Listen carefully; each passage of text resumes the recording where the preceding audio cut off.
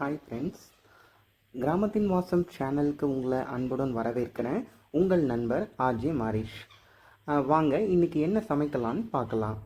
ஒன்றும் இல்லை, ரொம்ப ஷார்ட் அண்ட் ஸ்வீட்டாக சமைக்கக்கூடிய, ரொம்ப எளிமையாக சமைக்கக்கூடிய ஒரு டிஷ் தான் இன்றைக்கி பார்க்க போகிறோம். மேகி தான் பார்க்க போகிறோம். இதுக்கு தேவையான இன்க்ரீடியன்ட்ஸ் பார்த்திங்கன்னா தக்காளி, வெங்காயம், பச்சை மிளகாய் நான் எடுத்திருக்கேன். உங்களுக்கு கேரட் பீன்ஸ் இருந்தால் கூட நீங்கள் ஆட் பண்ணிக்கலாம். பாருங்கள், ஒரு கடாய் எடுத்து கடாய் நல்லா சூடானதும் அதில் எண்ணெய் ஊற்றிக்கிறேன்.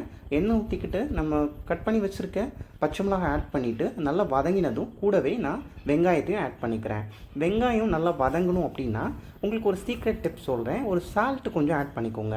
அப்படின்னா இது சீக்கிரமாகவே வந்து நல்ல கண்ணாடி பதத்துக்கு வந்துடும். வந்ததுக்கப்புறம் நீங்கள் அது கூட தக்காளி ஆட் பண்ணிக்கோங்க. தக்காளி நல்லா வெந்ததுக்கப்புறம் அது கூட தேவையான அளவு தண்ணி ஊற்றிக்கோங்க. தண்ணி ரொம்ப அதிகமாக ஊற்றிடாதீங்க, உங்களுக்கு தேவையான அளவு மட்டும் ஊற்றிக்கோங்க.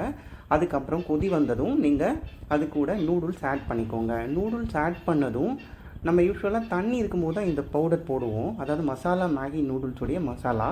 இப்போ நீங்கள் கொஞ்சம் ட்ரை ஆனதுக்கப்புறம் நீங்கள் இந்த மசாலா கொட்டிட்டு அதுக்கப்புறம் நீங்கள் கிளறி விடுங்க. இது நீங்கள் ஒன்ஸ் வீட்டில் ட்ரை பண்ணி பார்த்துட்டு கமெண்ட் செக்ஷனில் சொல்லுங்கள். நல்ல கொதி வந்ததுக்கப்புறம் கிளறி விட்டதுக்கப்புறம் இந்த தண்ணி வந்து நல்லா வடிஞ்சிடுச்சு. இது கூட ஒரு எக்கை ஆட் பண்ணிக்கலாம். இந்த எக்கை ஆட் பண்ணுறதுனால இந்த மேகி பார்த்திங்கன்னா இன்னும் இதோடைய டேஸ்ட்டு, அதாவது இதோடைய சுவை வந்து இன்னும் கூடும். பாருங்கள், ஆட் பண்ணியிருக்கேன். இந்த ரெசிபி உங்களுக்கு பிடிச்சிருந்தா லைக் பண்ணுங்கள், கமெண்ட் பண்ணுங்கள். நம்ம கிராமத்தின் வாசம் சேனலை மறக்காமல் சப்ஸ்கிரைப் பண்ணுங்கள். அதுவரை இணைந்திடுங்கள் நம்ம கிராமத்தின் வாசத்தோடு.